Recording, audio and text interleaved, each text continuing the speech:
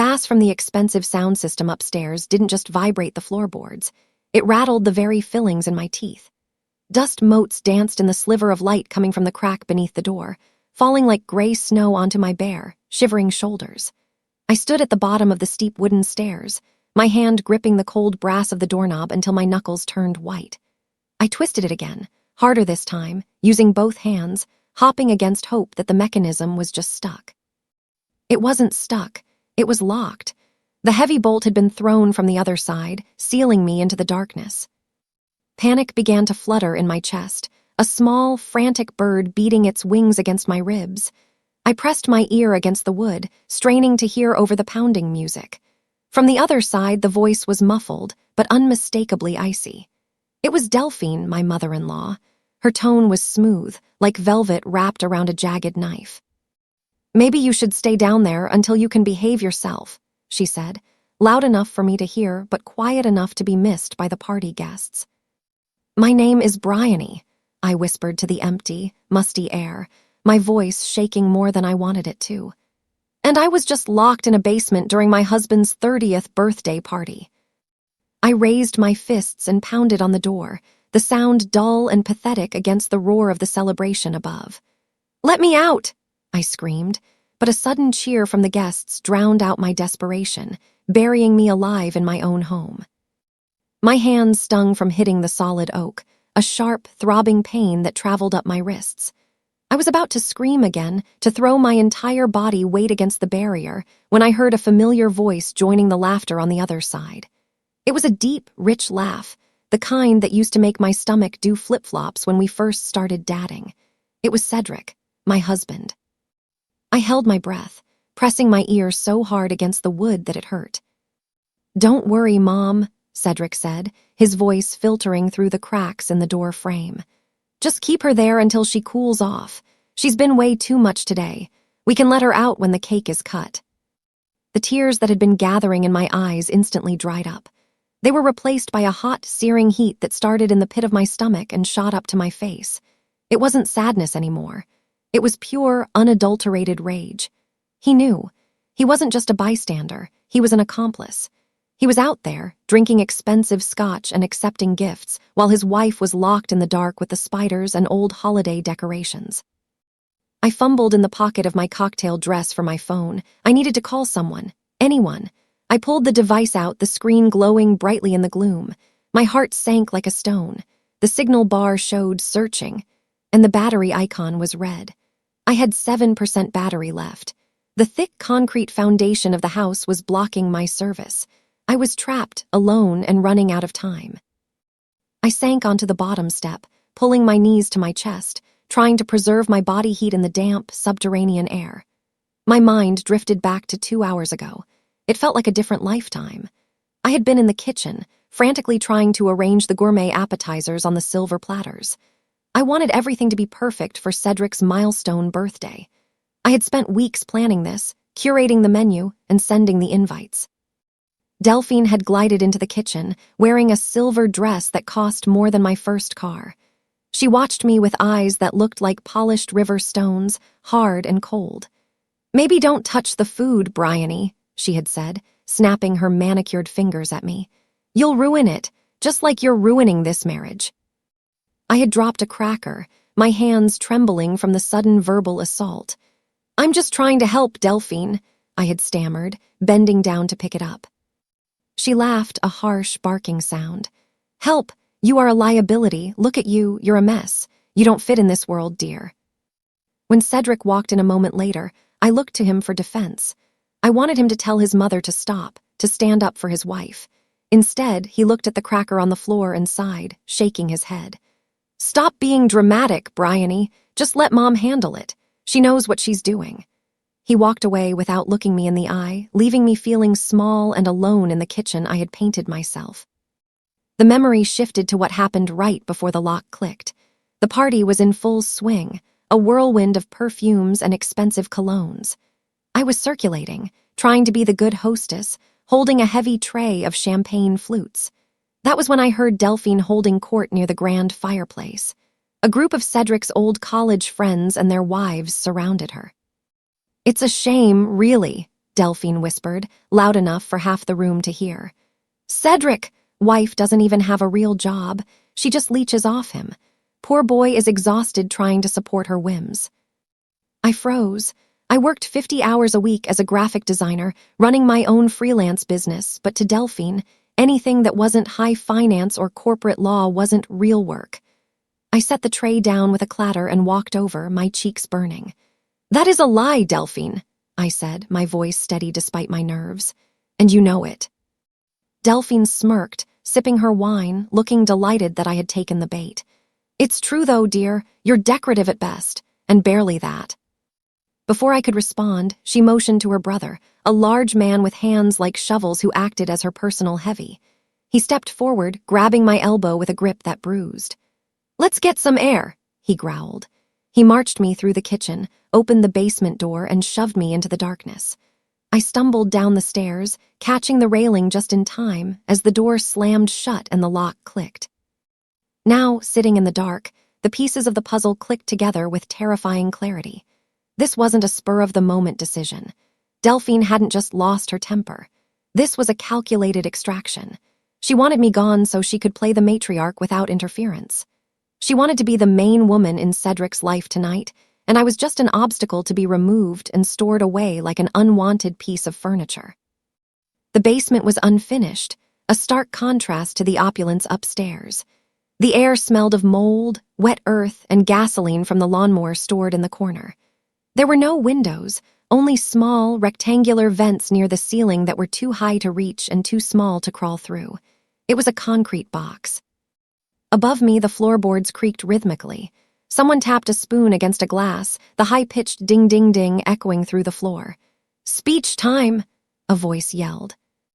I held my breath. I heard Cedric's voice boom out, magnified by a microphone. "I just want to thank everyone for coming," he said, his voice dripping with charisma. "Especially my mother, who made all of this possible. You're the rock of this family, Mom. I don't know where I'd be without you." He didn't mention me. He didn't ask where I was. He didn't apologize for my absence. He was erasing me from the narrative of his life in real time.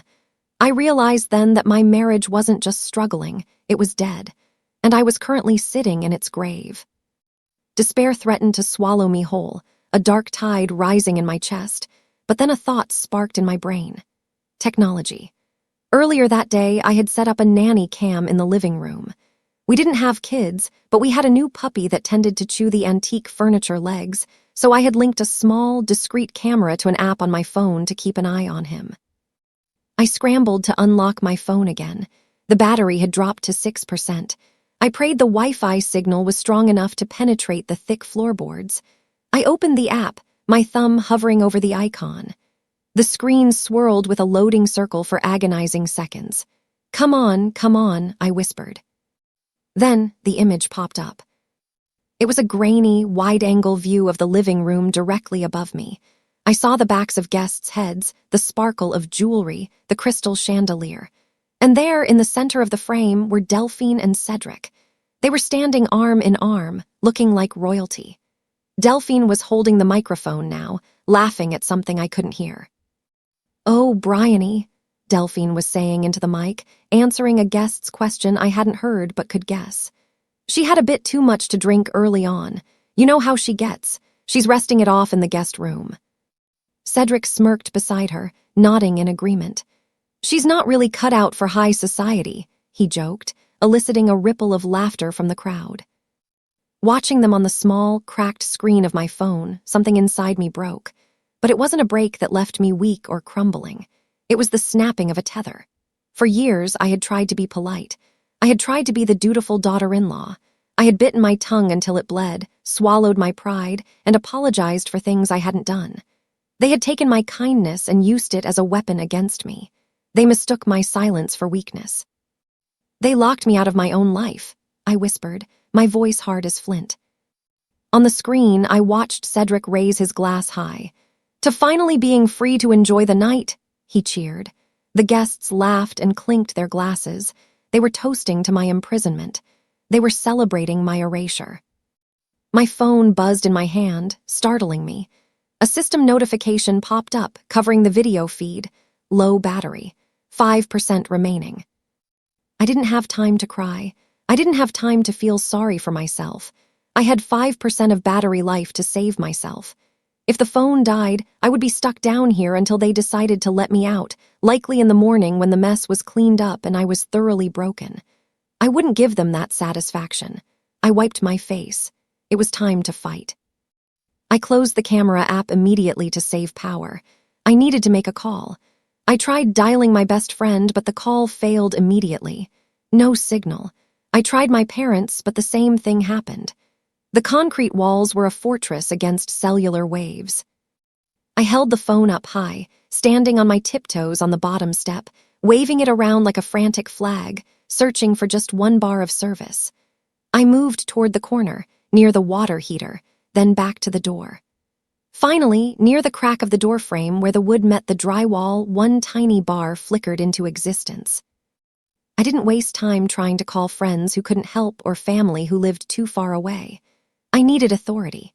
I needed someone who couldn't be charmed by Delphine's money or paid off by Cedric's influence. I scrolled through my contacts with trembling fingers until I found a number I had saved months ago when I was worried about the old wiring in the house. Fire Marshal office, non-emergency line. It was a long shot. It was late on a Saturday, but I pressed the call button and held my breath. 1 ring, 2 rings, 3 rings. Fire Marshal dispatch, this is Officer Higgins. A bored, tired voice answered. Ma'am, I said, pressing my lips close to the microphone, speaking as clearly as I could. You said people are locked in during a party. I forced my voice to be calm. Hysteria would get me dismissed as a prank caller. I needed to sound like a rational adult reporting a violation. Yes, I said, enunciating every word. I am at 42 Oak Ridge Lane. There is a large party currently taking place with over 50 guests. There are open flames, candles everywhere, lining the hallway and the living room. I paused to let that sink in.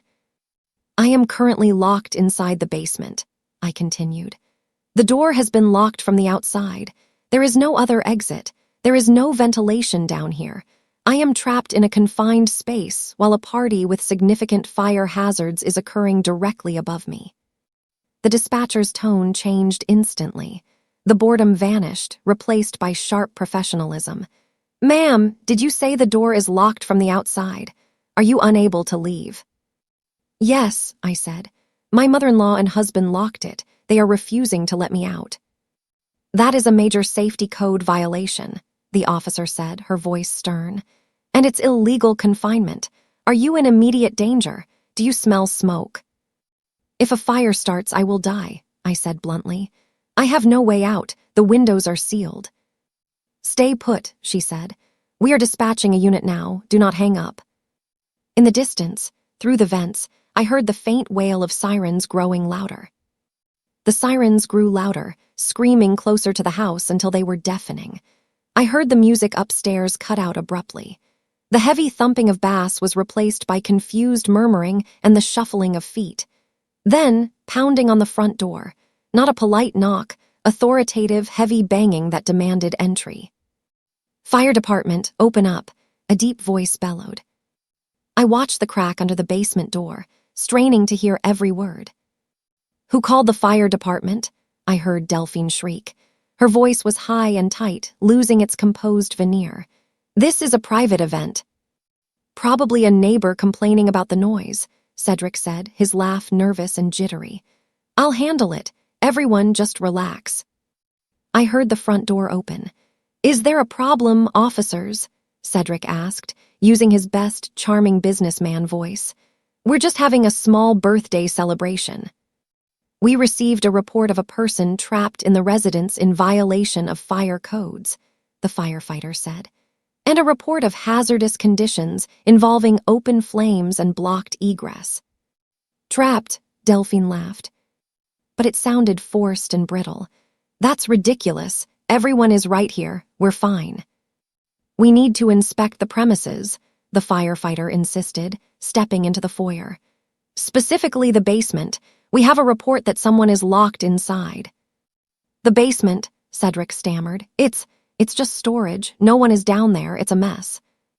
Then you won't mind unlocking it, the officer said, his voice leaving no room for argument. I heard heavy boots thudding across the hardwood floor, marching toward the kitchen. The crowd of guests parted. I could hear their hushed whispers through the ceiling like the rustling of dry leaves. The footsteps stopped right outside my prison.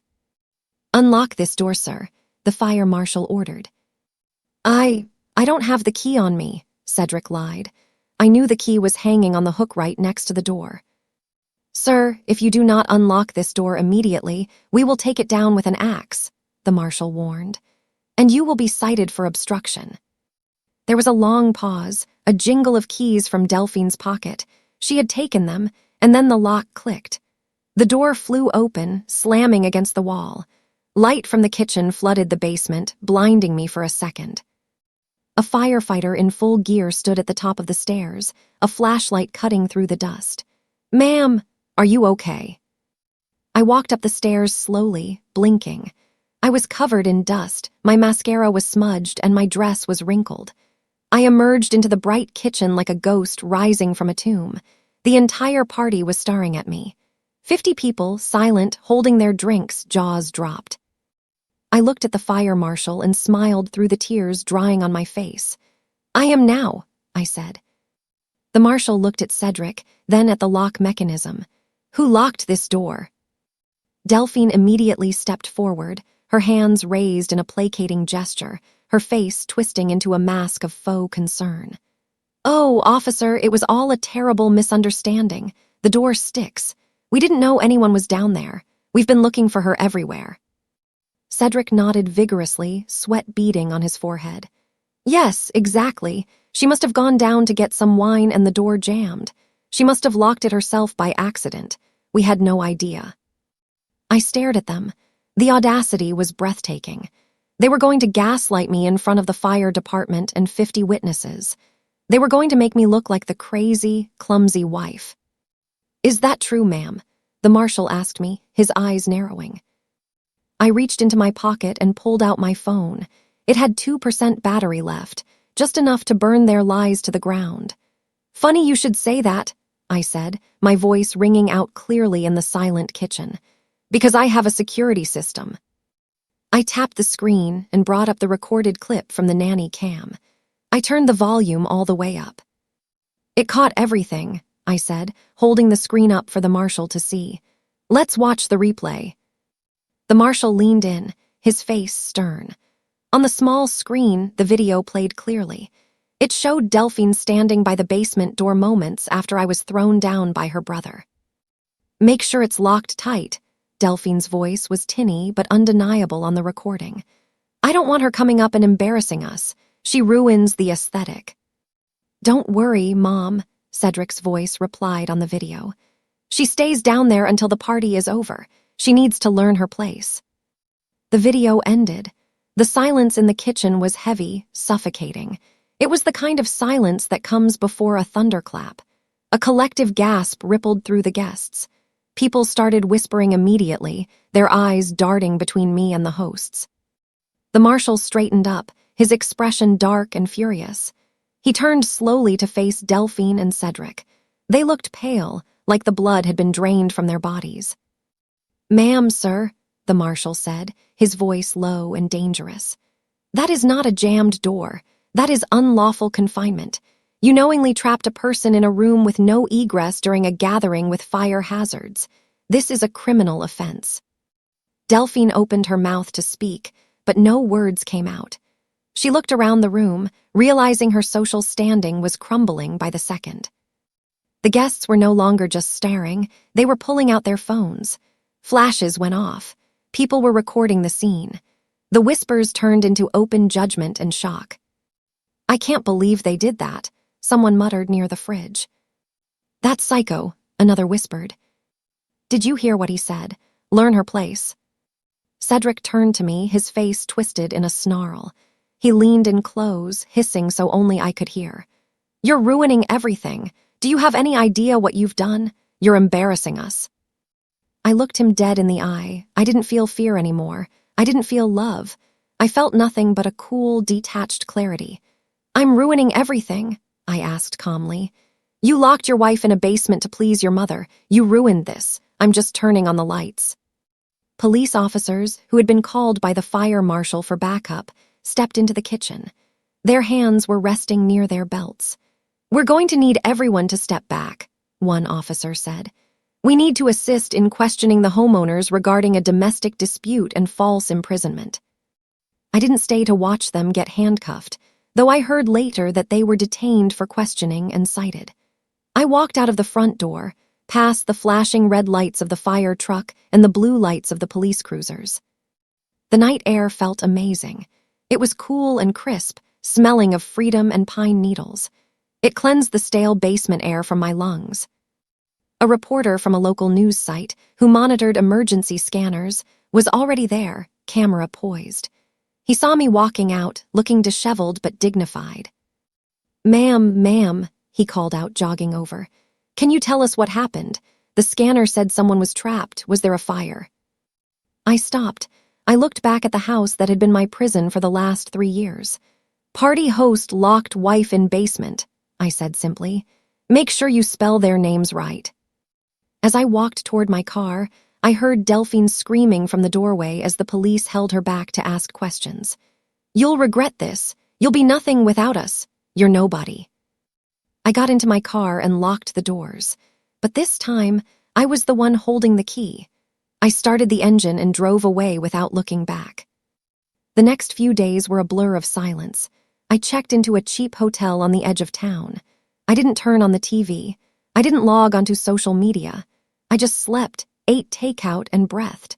For the first time in years, I didn't have to walk on eggshells. I didn't have to worry about whether my laugh was too loud or my dress was too cheap. There were no calls from Cedric, no apologies, no texts begging me to come back. His silence was the final confirmation I needed. He wasn't sorry he did it. He was sorry he got caught. He was likely huddled with his mother, plotting how to spin this, how to make themselves the victims. I packed my few belongings, the ones I had in my car, and the few things I went back to get with a police escort later that week. I was ready to start over. On the 4th day, my phone rang. It wasn't a blocked number. It was a local law firm. "Mrs. Collins?" a deep voice asked. "My name is Osric. I'm a lawyer. I saw the news and I think you need representation. I'd like to help you." I met Osric at his office the next morning. He was an older man with kind eyes and a sharp, tailored suit. He sat across from me, looking at the police report and the video file I had sent him. "Bryony," he said seriously, taking off his glasses, "this isn't just a bad breakup. You have grounds for a serious lawsuit. This is false imprisonment, spousal endangerment, and severe emotional distress, not to mention the fire code violations which establishes negligence." He tapped the screen where the video of Delphine and Cedric was paused. "They stripped you of your basic human rights in front of witnesses. They endangered your life for a power trip." "I just want a divorce," I said quietly, looking at my hands. "I just want to be done with them." "You'll get that," Osric assured me. "But you're also going to get justice and compensation. You're about to be very wealthy, Mrs. Collins. They messed with the wrong woman, and the law does not look kindly on people who lock their spouses in basements." I looked at the video one last time, at Cedric's smiling, treacherous face. "Okay," I said, feeling a spine of steel form within me. "Let's do it." By the time the lawsuit was filed, the story had escaped the local news and hit the internet. It went viral overnight. The headline, "Mother-in-law from Hell locks wife in basement," was everywhere. It was trending on Twitter and TikTok. People were reenacting the video. Delphine's social circle, the elite group she prized above all else, turned on her instantly. They were terrified of being associated with the scandal. She was uninvited from galas, kicked off charity boards, and shunned at the country club. Her reputation, which she valued more than my life, was in tatters. Cedric didn't fare any better.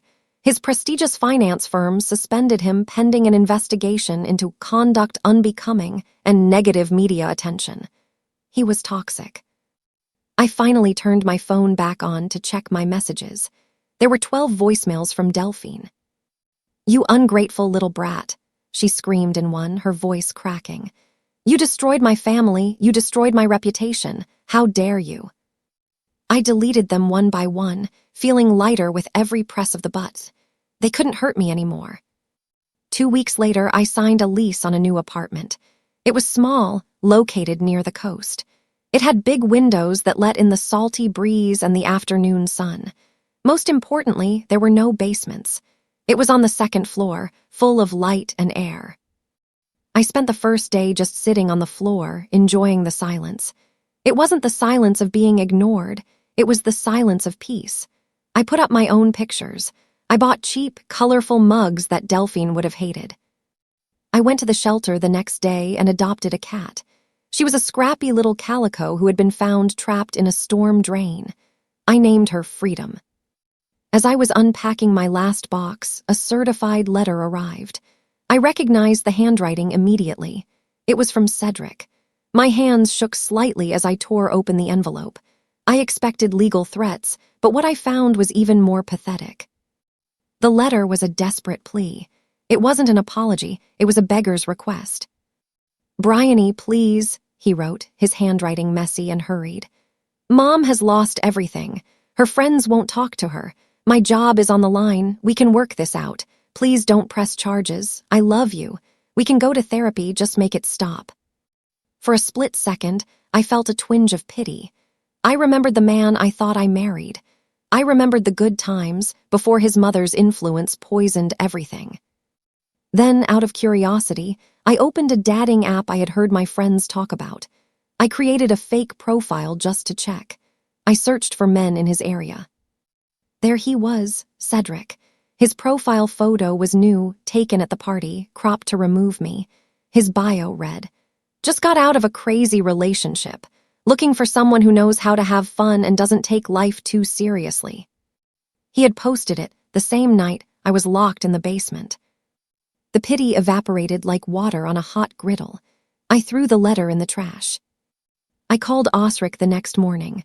"I want to finalize the lawsuit," I said, my voice steady, "but I want something specific." "Name it," Osric said. "We have them in a corner." "I don't want vengeance," I told him. "I don't want to be cruel like they were. I just want the truth to be absolute. No settlements with non-disclosure agreements.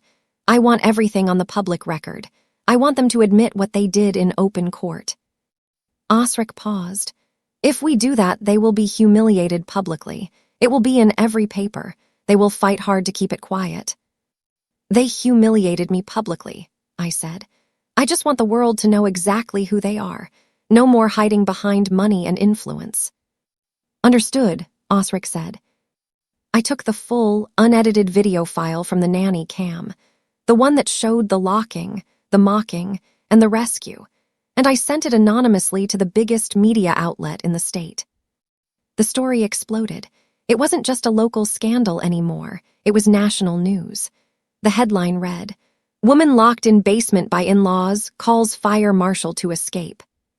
The video was viewed millions of times. People dissected every frame. They analyzed Delphine's cruel smirk.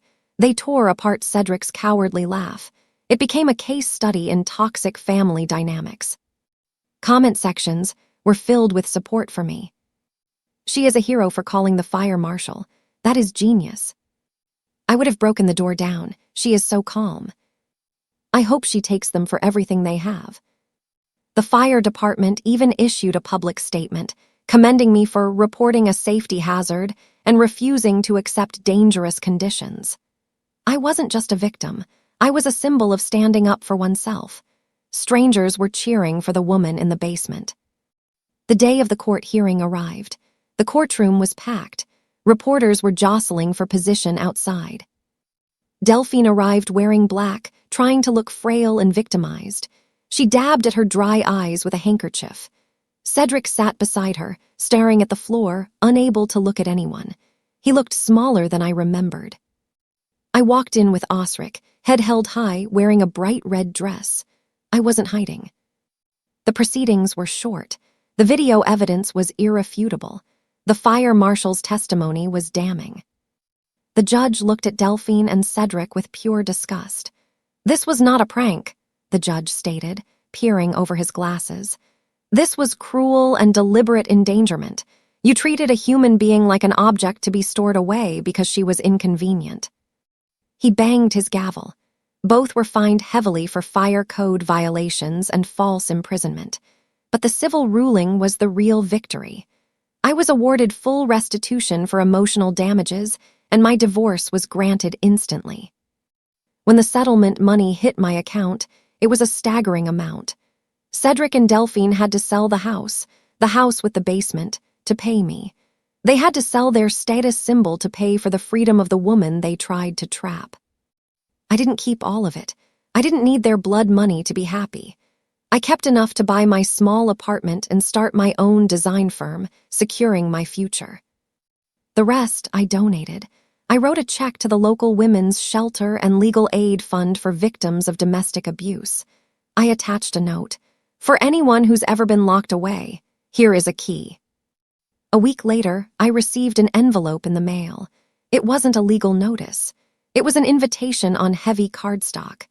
The fire marshal's office was holding their annual appreciation gala, and they wanted me to be the guest of honor. I walked into the gala feeling radiant.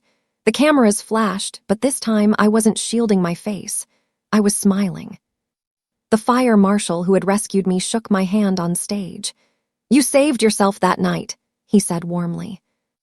I took the microphone. I looked out at the sea of supportive faces. I thought about the girl crying on the basement stairs, thinking her life was over. I thought about the dust and the darkness. "They locked me in to silence me," I said, my voice strong, echoing through the hall. "They thought that if they put me in the dark, I would fade away. But I realized that no door can stay shut when you know your worth, and no lock is strong enough to hold back the truth." I paused, looking directly into the camera, knowing Cedric might be watching from whatever small apartment he was stuck in now. "I didn't just call the fire marshal that night," I said. "I called myself out of the life that trapped me.